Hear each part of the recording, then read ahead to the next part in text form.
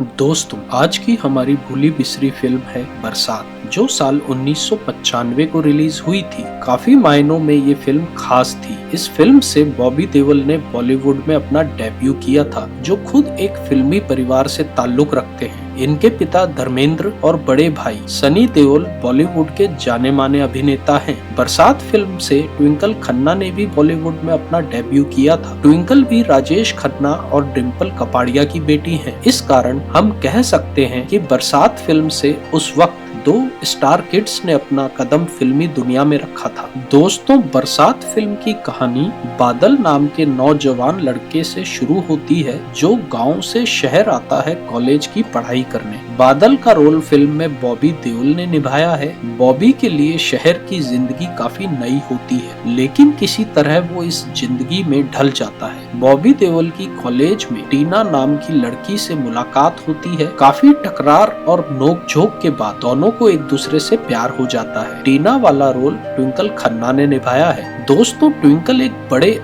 और अमीर घर की लड़की होती है, वहीं बॉबी देओल एक साधारण गांव का लड़का। इस कारण ट्विंकल के सौतेले पिता, जो रोल राज बब्बर ने निभाया है, वो इन दोनों के रिश्ते के सख्त खिलाफ होते हैं। दरअसल राज बब्बर ट्विंकल की शादी अपने दोस्त के बेटे से करवाना चाहते हैं, ताकि वो ट्विंकल की सारी संपत्ति और जायदाद हड़प सके। और राज बब्बर इसके लिए किसी भी हद तक जा सकते हैं, क्योंकि वो ट्विंकल के सगे पिता नहीं है। लेकिन बॉबी और ट्विंकल एक दूसरे के बगैर नहीं रह सकते। इस कारण वो दोनों राज बब्बर की खिलाफत करते हैं। जहाँ फिल्म में कई सारे ट्विस्ट एंड टर्न आते हैं। क्या ट्विंकल और बॉबी एक हो पाते हैं? क्या राज बब्बर के मंसूबे कामयाब हो पाते हैं? इन सब सवालों के जवाब जानने के लिए आप इस फिल्म को एक बार जरूर देखें। बरसात फिल्म में बॉबी देओल के पिता के रोल में हमें मुकेश खन्ना देखने को मिले हैं। वहीं फिल्म में एक भ्रष्ट पुलिस ऑफिसर के रोल में हमें डैनी भी देखने को मिले हैं, जो राज बब्बर की मदद करते हैं बॉबी और ट्विंकल को अलग करने में। फ्रेंड्स, कुल मिला के इस फिल्म में कॉमेडी, एक्शन, रोमांस और थ्रिल सभी चीजें कहानी में हमें देखने को मिलती हैं। दोस्तों, फिल्म का बजट रखा गया था 8.25 करोड़ और इस फिल्म ने बॉक्स ऑफिस पर कमाई की थी लगभग 34 करोड़। यह एक सुपर हिट फिल्म साबित हुई थी उस वक्त। इसी के साथ लोगों का प्यार भी मिला था बॉबी और ट्विंकल की जोड़ी को। दोस्तों, बरसात फिल्म बनने की कहानी भी काफी इंटरेस्टिंग है। दरअसल धर्म जी अपने बेटे बॉबी देओल को एक बड़ी फिल्म से बॉलीवुड में लॉन्च करना चाहते थे। इसके लिए उन्होंने डायरेक्टर शेखर कपूर को फाइनल किया और उन्हें ये जिम्मेदारी दी। इसके बाद शेखर कपूर ने काफी कहानियां धर्म जी को सुनाई, जिनमें सबसे पहली कहानी थी सातवां आसमान, जिसमें बॉबी देओल को एक अंतरिक्ष यात्री का रोल निभाना था। लेकिन धर्म जी ने इस फिल्म की कहानी को रिजेक्ट कर दिया। इसके बाद शेखर कपूर ने बादल टाइटल वाली एक स्टोरी पर काम शुरू किया, जिसमें बॉबी को एक ड्रमर का रोल करना था। लेकिन इस कहानी को भी अप्रूवल नहीं मिल पाया। इसके बाद जान टाइटल वाली एक कहानी तैयार की गई, लेकिन इस कहानी को लेके भी धर्म जी श्योर नहीं थे। जब धर्म जी एक के बाद एक कहानियां रिजेक्ट करते जा रहे थे, इसके बाद शेखर ने धर्म जी को आइडिया दिया कि चैंपियन नाम से जो फिल्म वो सनी देओल और तब्बू को लेके बना रहे हैं, उस फिल्म को बॉबी देओल के साथ बनाया जाए और इस फिल्म में नोमिता को उनके अपोजिट हीरोइन के रोल में कास्ट किया जाए। नोमिता एक्टर नवीन निश्चल की बेटी है, जो उस वक्त हीरोइन बनना चाहती थी। लेकिन धर्म जी को ये आइडिया भी पसंद नहीं आया। लेकिन फिर धर्म जी और सनी देओल को लगा कि चैंपियन फिल्म की कहानी से बेहतर बादल टाइटल वाली कहानी है, इसलिए फिर से बादल टाइटल वाली कहानी पर काम शुरू किया गया। दोस्तों, जिस तरह कहानी को लेके काफी समय लगा डिसीजन लेने में, उसी तरह फिल्म में बॉबी के साथ वाली हीरोइन को फाइनल करने में भी काफी समय खर्च किया गया। सबसे पहले सोमी अली को शेखर कपूर ने अप्रोच किया था, जब वो जान टाइटल वाली स्क्रिप्ट पर काम कर रहे थे। लेकिन जब चैंपियन वाली स्क्रिप्ट पर काम शुरू हुआ, उस कहानी में सोमी अली को एक स्विमर का रोल करना था, जिसके लिए उन्हें स्विमिंग कॉस्ट्यूम भी पहनना पड़ता। इस कारण सोमी अली ने फिल्म को छोड़ दिया। इसके बाद धर्म जी ने एक पाकिस्तानी एक्ट्रेस सोमल को फिल्म में कास्ट करने की कोशिश की, लेकिन फिल्म में छोटे कपड़े पहनने थे, जिसमें सोमल कंफर्टेबल नहीं थी, इसलिए उन्होंने भी फिल्म में काम करने से मना कर दिया। बाद में लीसा रे को अप्रोच किया गया और उनका स्क्रीन टेस्ट भी लिया गया, लेकिन धर्मजी और सनी देओल को लगा लीसा कुछ ज्यादा मैच्योर लग रही हैं बॉबी के सामने, इसलिए उन्हें भी ड्रॉप कर दिया गया। इसके अलावा भी कुछ एक्ट्रेस को कंसीडर किया गया था और उनका ऑडिशन भी लिया गया था,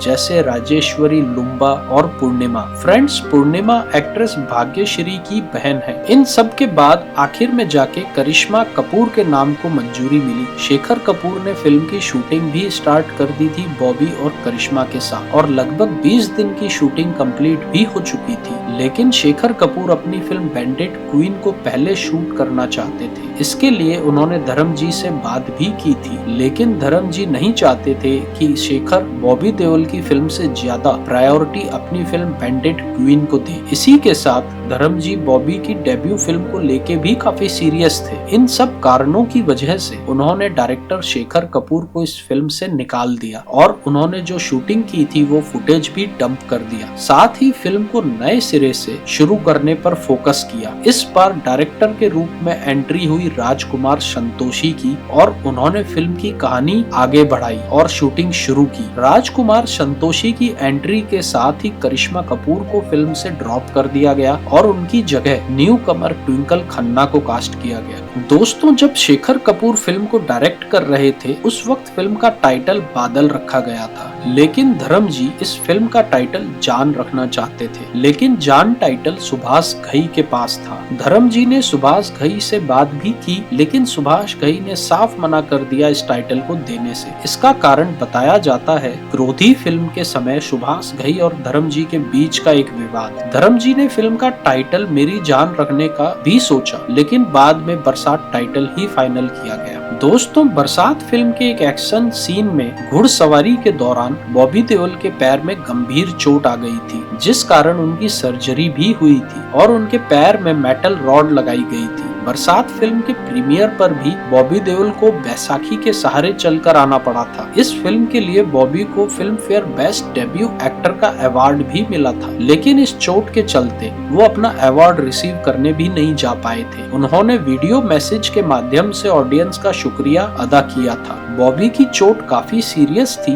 बरसात फिल्म के बाद भी अपनी दूसरी फिल्मों की शूटिंग उन्होंने अपनी चोट के साथ ही शुरू कर दी थी, जिनमें मुख्य थी गुप्त फिल्म की शूटिंग।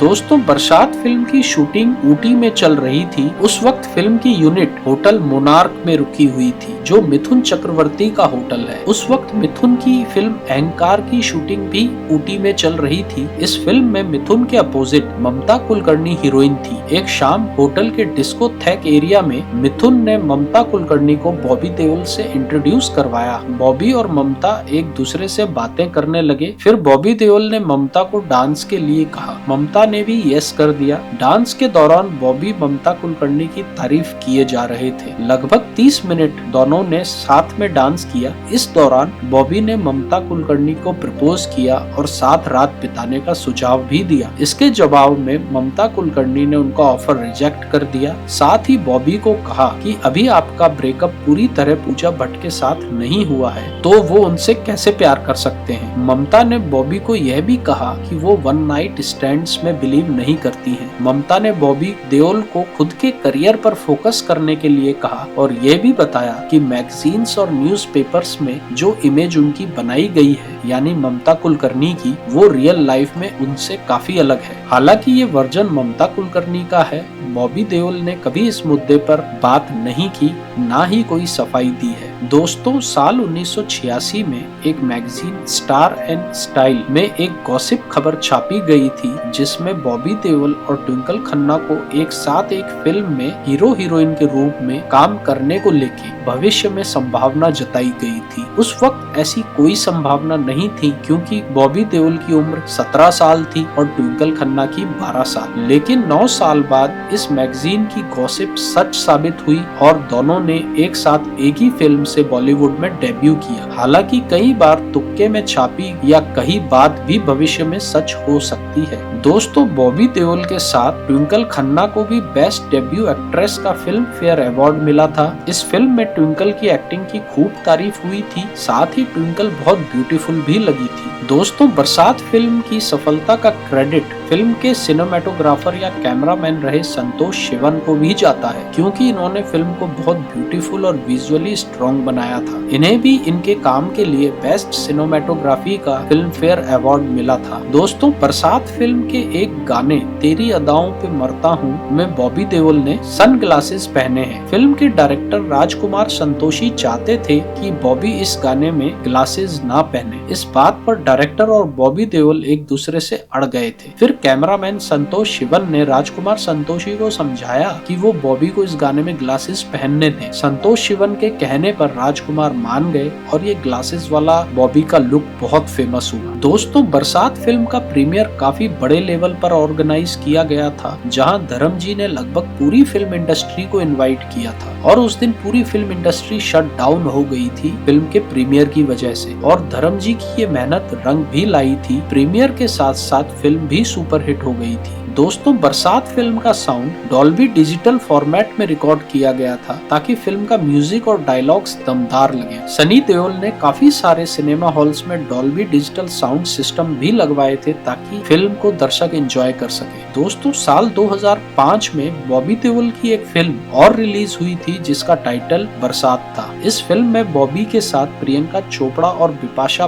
बासु लीड रोल में थे। यह फिल्म बॉबी की डेब्यू फिल्म बरसात के 20 साल बाद फिर से सेम टाइटल के साथ रिलीज हुई थी। इसे सुनील दर्शन ने डायरेक्ट और प्रोड्यूस किया था। दोस्तों, साल 1995 की बरसात फिल्म का म्यूजिक भी काफी अच्छा था। फिल्म के सॉन्ग्स का म्यूजिक कंपोज किया था नदीम श्रवण ने और गीतों के बोल लिखे थे समीर ने। ऑडियो एल्बम में 10 गाने रखे गए थे, जिनमें 2 इंस्ट्रूमेंटल सॉन्ग्स भी शामिल थे। एल्बम की लगभग 30 लाख कॉपी सेल हुई थी और ये साल 1995 का चौथा सबसे ज्यादा सेल होने वाला म्यूजिक एल्बम बना था। फिल्म के कुछ हिट सॉन्ग्स इस प्रकार थे: हमको सिर्फ तुमसे प्यार है, लव तुझे लव मैं करता हूँ, जिन्हें गाया था कुमार शानू और अलका याग्निक ने। नहीं ये हो नहीं सकता कि तेरी याद ना आए, इस गाने में आवाज दी थी कुमार शानू और साधना सरगम ने। दोस्तों, यह थी आज की हमारी भूली बिसरी फिल्म। आपकी कौन सी याद इस फिल्म के साथ जुड़ी है, हमें कमेंट करके जरूर बताएं। और अगर आपने पूरा वीडियो देखा है तो हमारे चैनल को भी सब्सक्राइब करें।